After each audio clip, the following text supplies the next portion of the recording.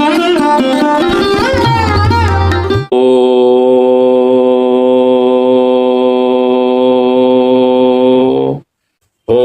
देवी प्रपन्नाति हरे प्रसीद प्रसीद मातरि जगतोऽखिलस्य प्रसीद विश्वेश्वरि पाहि विश्वं त्वमीश्वरी देवी चराचरस्य कामाख्यां कामदां श्यामां कामरूपां मनोरमां ईश्वरीं त्वामहं वन्दे दुर्गा दुर्गतिनाशिनीं परब्रह्म स्वरूपां च वेदगर्भजगन्मयी शरण्ये त्वामहं वन्दे दुर्गा दुर्गतिनाशिनीं। माँ भगवती कामाख्या देवी की जय, देवादिदेव महादेव की जय, गुरु महाराज की जय। सबसे बड़ी चीज ये है कि माँ भगवती की असीम कृपा है कि आप सबों को सभी मनोकामना पूर्ण करने में माँ की कृपा प्राप्त होती रहे। आप सब सुखी रहें, सुसंपन्न रहें और स्वस्थ रहें। आज मेरा वीडियो में बनाने का मेन कारण ये है कि बहुत से लोग मुंडे मुंडे मतिर भिन्ना, हर आदमी अपने अपने विचार के द्वारा अपना अपना उपचार और उपाय बताते हैं। देखिए, यह संसार जो है, संसार रूपी सागर में कर्म रूपी पात्र लेकर के जब आदमी प्राणी आता है तो सदगुरु के सहारे सत्कर्म के वजह से उसको हर चीज प्राप्त हो जाता है। लेकिन सदगुरु बहुत भाग्य से ही मिलता है। गुरु जैसे ब्रह्म सर्वव्यापी है, वैसे गुरु भी व्यापी है, सर्वव्यापी है। लेकिन गुरु में सदगुरु प्राप्त हो, ये बहुत बड़े आपके पुण्य कर्मों का परिणाम होता है कि कोई सदगुरु प्राप्त होता है। ऐसे हर आदमी प्रयास करता है कि आप मेरे पास आए हैं तो कहीं और नहीं जाएं। लेकिन मेरा कहना यह है कि अगर आपको कुछ प्राप्त करना है तो समर्पण होना चाहिए। समर्पण में यह कहा जा सकता है कि गुरु की कृपा प्राप्त होगी। परमात्मा की कृपा अगर आपके ऊपर, आपके इष्ट की कृपा अगर आपके ऊपर प्राप्त है तो सदगुरु भी मिल जाएगा। और उसकी कृपा जब प्राप्त होती है तो आपके जीवन संवर जाता है, जीने का रास्ता मिल जाता है। क्योंकि मैं कई बार अपने प्रोग्राम में कहा हूं कि जीता हर आदमी है, लेकिन जीने की कला किसी किसी को मालूम होता है। भोजन हर आदमी करता है, लेकिन भोजन करने के तरीके बहुत कम लोगों को मालूम है। भजन हर आदमी करता है, लेकिन उस भजन का सार्थकता कहां है, वो गुरु के द्वारा प्राप्त होता है।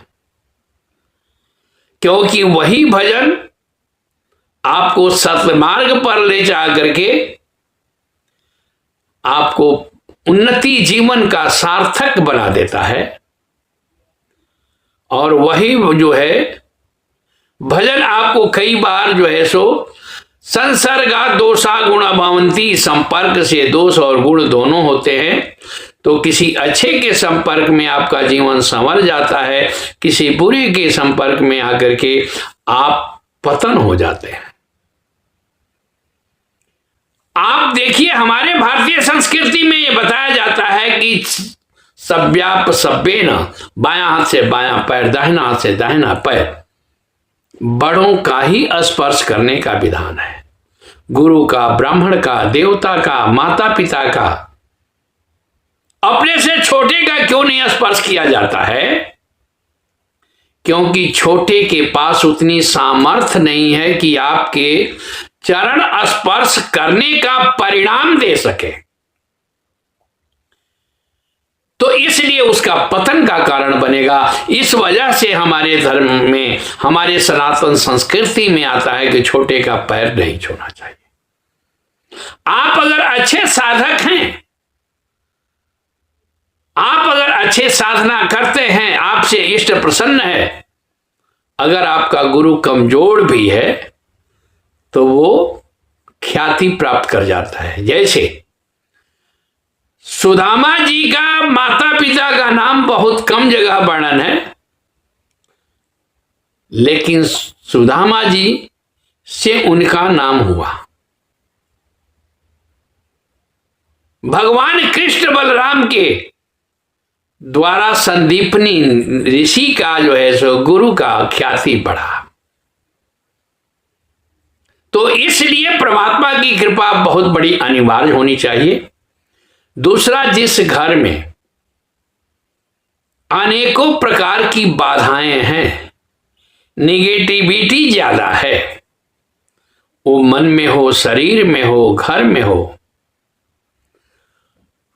आपके घर में निगेटिविटी है, मन उच्चाट टाइप का रहता है, आपस में प्रेम व्यवहार सही नहीं रहता है, मन किसी अच्छे कर्म में लगता नहीं है, पूजा पाठ में मन करना नहीं लगे, तो समझिए कि मेरे ऊपर ग्रह का दोष हो, चाहे किसी का किया हुआ दोष है, वो अपने हावी होते जा रहा है।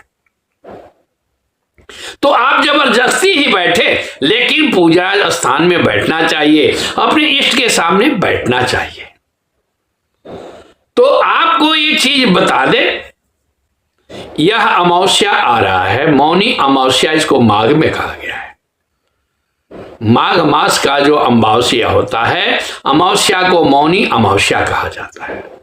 इस बार बहुत बड़ा सौभाग्य यह है कि कुंभ के मध्य में ये मौनी अमावस्या है। कहां? प्रयागराज में, सभी तीर्थों के राजा है प्रयाग।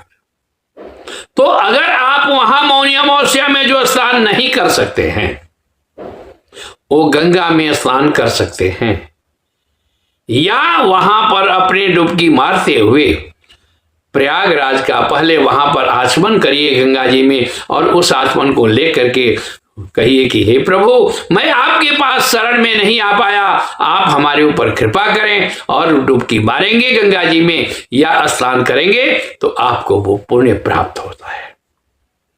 तो आपके परिवार में जो निगेटिविटी है, इस अमावस्या को जरूर शुरू करिए। हर शनिवार के दिन या रविवार के दिन अगर बुद्धि का मंदता है, बुद्धि में विकृति आ रही है, तो रविवार के दिन गौ का घी अगर मिल जाए, शुद्ध गाय के घी अगर मिल जाए, उस घी का हवन करिए गायत्री मंत्र का। अगर आपके शरीर में व्याधि है, जकड़न रहती है, आपका जो है सो दिमाग कोई काम नहीं करता है, आपके मन में आपके पास सुस्ती है, कोई काम करने का मन नहीं कर रहा है, घर में आलस ज्यादा रहती है, आप शनिवार 10:30 के बाद या 9 बजे से पहले काला तिल का हवन करें।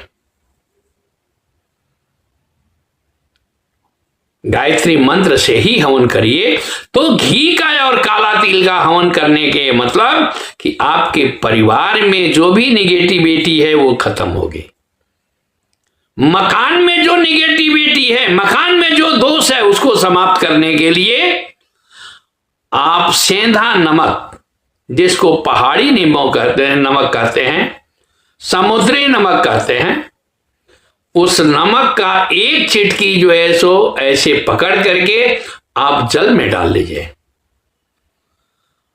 और उससे घर में आप पोछा मारिए। आपके परिवार में सुख और शांति समृद्धि होने लगेगी। अब 40 दिन तक करके देखिए, जितनी भी निगेटिविटी है वो धीरे धीरे बाहर होने लगेगा। अमावस्या के दिन सरसों के तेल का दीपक जलाइए। सरसों का तेल का दीपक इसलिए मैं कहता हूं कि जैसे कि तिल के तेल का दीपक जलाते हैं तो लक्ष्मी प्रसन्नता में बहुत ही ज्यादा काम होता है।